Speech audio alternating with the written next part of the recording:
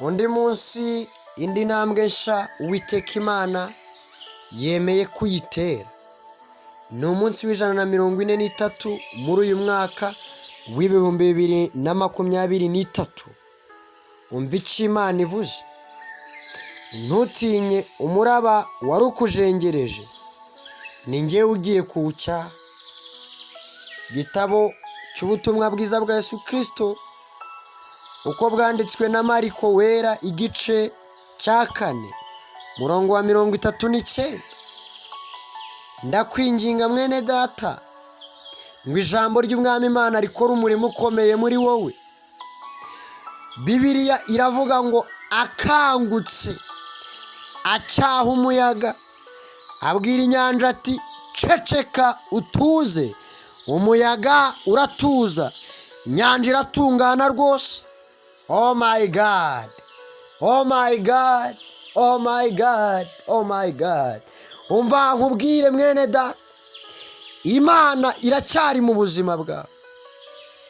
Barakuvuze uburu kuburanira, bakuvuye usigaye wenyine, ariko igitumye ukiriho nicyo kigiye kumuzana.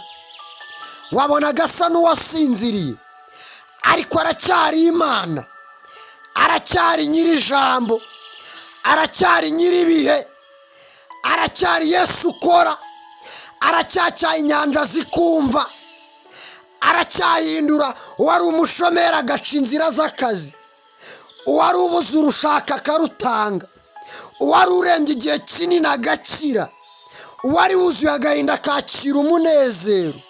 I don't know where you are locked, ariko mu ntambwe nshya arimo arafungura, arimo arabohora, arimo aragabura, arimo aruzuza ineza mu buzima bw'abantu. The change is coming, the change is coming, the change is coming. Rosataka ya rebonda ya boshakata. Mana urakoze kuremya intambwe nshya, urakoze kuteje mwene data intambwe nshya.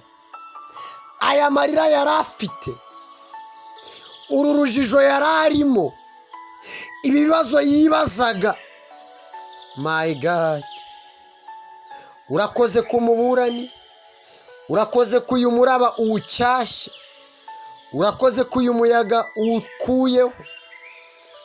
Yari ameze nk'uri mu nyanja, ariko urakoze kubikoze Kristo, urakoze kumubereye Imana Kristo, urakoze kumubohoye.